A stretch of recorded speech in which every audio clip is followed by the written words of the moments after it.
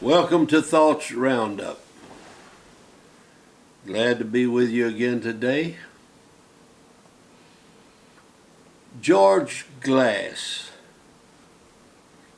George Glass Sr. Brother Glass was probably the greatest preacher I've ever heard.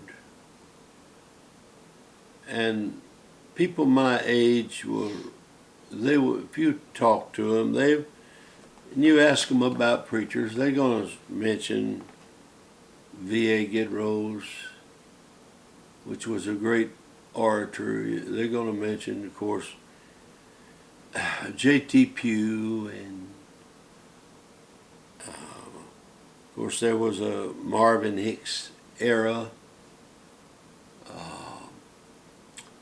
But I'm going to tell you that George Glass just had a way of bringing the word of the Lord that reached people.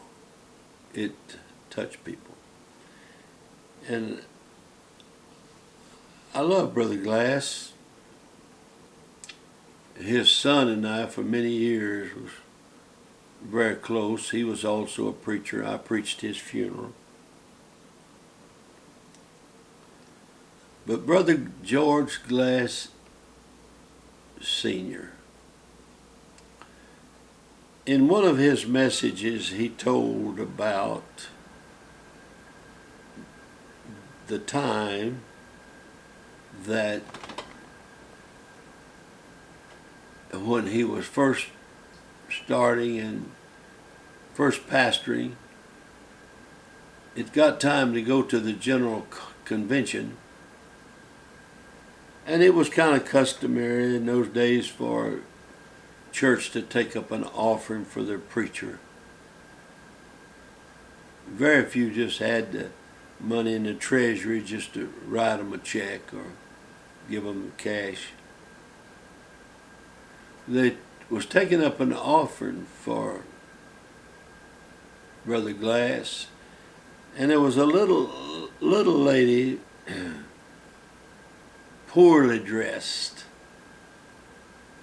She took in washings to make money. She ironed. She ironed people's clothes to make her living.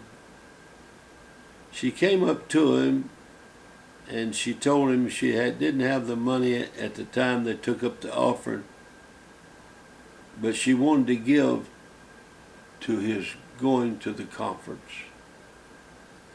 And he looked down and he said her shoes were in disarray, bad shape. And he hated to take the money. She said, "Oh, Brother Glass, you'll take my blessing if you don't accept the offering." So they got to general conference, and several of the preachers said, "Brother Glass, we're going to skip a couple of services. There's some sights that we need to see and never get to see them again. And we'd like for you to go with us." He said, "Okay." He said, "I'd like to do that." He said, "Now when is it going to be?" And they told him. He said, I'll meet you at the bottom of the elevator." And so on the particular moment had come and it had arrived, and he got to the top of the elevator, and the men that he was going with was standing down to the bottom. He said, "All I could see was that little woman standing there with that offering, and her clothes old and her shoes wore out. All I could see was her. And I told him, I said, y'all go ahead. I'm not going to be able to go. Because he said, I just felt obligated to not miss any services. I said, I'm going to go to every service because that lady gave me that money that she made taking in people's ironing.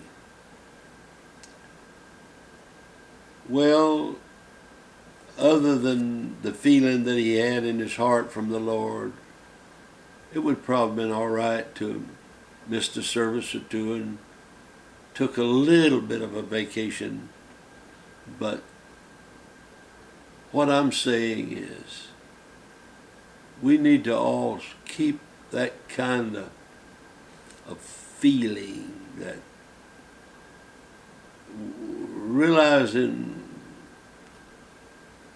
where things come from and the responsibility that we have to the work of God, the things of God, and to the people of God. I'm sure that that woman would have said, oh, Brother Glass, you go ahead and you enjoy yourself. But there was something down in here, something in his heart, that he just didn't feel good about it. What I'm wanting to say today so bad is, let's don't override our feelings to do what we want to do. Thank you for listening. God bless you.